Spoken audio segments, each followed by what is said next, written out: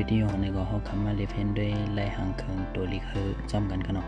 เขากะวันดังสุดเนี่ยเขาคำมาเลือกไว้เส้นเจมันกันเนาะเขากะที่ในแดงเขาเลือกไว้ยอกันเนาะ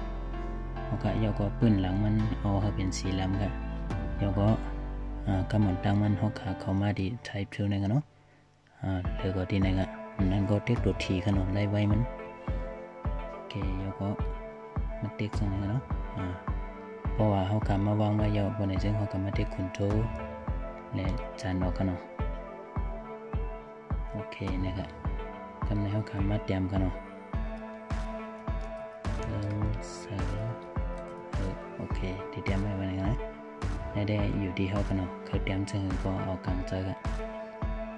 แล้วก็คอนโทรลทีแทนกำหนึ่งเขากำมามีเขียงไซมันกันเนาะเขาเลยจับขึ้นหือเนี่ยก็ไว้เป็นงั้นนะโอเคแล้วก็ที่ในเขาก็กดเปียวแทนเนาะคอนโทรล J โอเคแล้วยังก็กำในเขากำมาเทคไลท์คลิกกำหนึ่งเทคในกันเนาะโอเคนะครับก็ยาของมันเป็นแคปหางก่อนในกันเนาะแล้วก็เข้ามาที่ฟีเดอร์และนะครับที่นี่กันเนาะ distort นะครับแล้วก็เที่ยวไม่ซ้ำและในเลือกก็ไปเดินกันเนาะแล้วก็โอเคแล้วก็ว่าอะไรยาวจังเลยจังเขาก็เข้ามาใน image กันยังไงเข้ามาที่ image rotation และเอาดีนะครับเนาะก็10 control นะครับโอเคนะครับเนาะโอเคกำเนิดก็เข้ามาในวิดีโอแทนกำเนิดอย่าก็ลงมาดีนะครับเนาะแต่ลืมสุดนะครับวินโอเคทีนี้ก็เขากำมาเลือกไว้วินเสร็จแล้วก็ from left นะครับแล้วก็โอเคว่ามันจะในแทงเพราะว่ากำหนึ่งเนี่ยมันดึกโอเคนะครับเนาะแทงคำสั่งมาเขาก็เด็ก order control app กันโอเคเขาก็เอาไว้3กำกันเนาะระยะกันเนาะ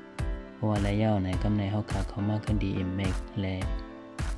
image rotation นะครับเนาะในเดี๋ยวก็10กันโอเคเพราะว่าอะไรจะไหนยาวไปไหนจัง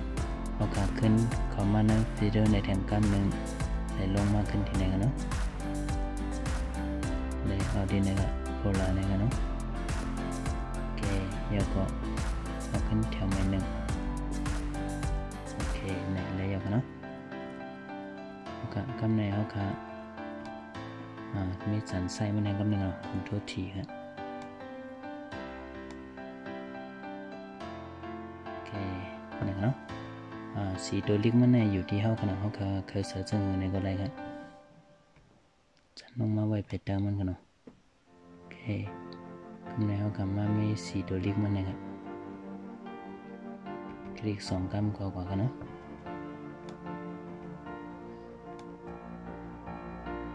มาดีในกันเนาะก็เรนโอเวอร์เลยในกันนะเป็นสีตัวลิกมันค่ะเขาขาเลยจะจึงเขาขาเลือกเขาจึงนั้นกันเนาะที่ในได้ไปสีในกันเนาะสีในเจ๊แล้วก็ก็เห็นกันเลยนะมันเป็นลิงก์ใส่สโตกมันกันเนาะมันก็มาใส่สโตกมันนิดนึงสโตกสีขาวคือหางเครื่องแรงดังมิ้วก็ไล่แดงดังหลังอยู่กันไม่ได้ที่เสิร์ชสโตกมันไม่เหลือไว้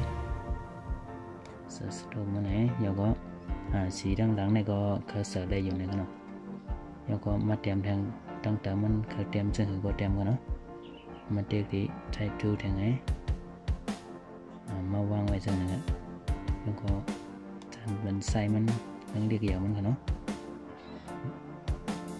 แล้วก็เลือกพรมันกัน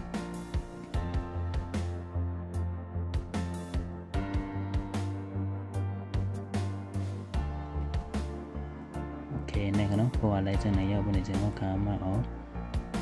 หมกถ้วยคนทุกทีมันก็เลือกคนดีมันกัน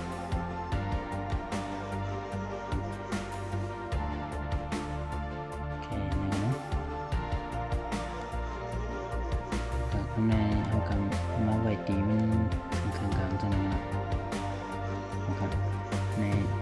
ยอดตัวไปยาวกันเนาะ ในได้ล็อกไล่ง่ายๆแต่เทศพังหังตัวลิกมีเงาจังนะเนาะโอเคยมยามมาเตเป็นตั้งหูเพิ่มแถมบันคนตาก็ตึกเล็บเพนในผู้ทรงเล็บเพนเขาก็อยู่กันเนาะเหมาะสมด้านเส้นครับ